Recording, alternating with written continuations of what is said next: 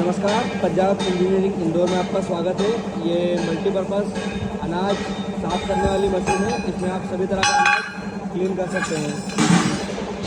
यहाँ से आपको अपना अनाज डालना होगा तो यहाँ आपका अनाज ग्रेड होकर सफाई होकर निकल जाएगा। 3 क्वालिटी का माल अलग अलग यहाँ से निकलेगा। और इसमें आपका फैन सुविधा भी दी गई है। आप फैन के माध्यम से आपके अनाज में जो भी कचरा होगा वो यहाँ से निकल जाएगा और जो हल्का मटेरियल होगा वो यहाँ से निकल जाएगा। अब मैं आपको मशीन चालू करके बता रहा हूँ। ये देखिए मशीन चालू हो गई है। यहाँ से आपका अनाज ग्रेडिंग होकर अलग अलग निकल जाएगा। जिससे आप जाली लगाएंगे वैसे आपका मटेरियल निकल जाएगा। ये एक जाली पार्टी ने इसके साथ में एक्स्ट्रा ली है। ये हमारा कैटलॉग है। और मशीन से संबंधित अगर आपको कोई भी जानकारी चाहिए तो आप हमारे इन दिए हुए नंबरों पर कांटेक्ट करके मशीन संबंधित सारी जानकारी ले सकते हैं। बहुत बहुत धन्यवाद।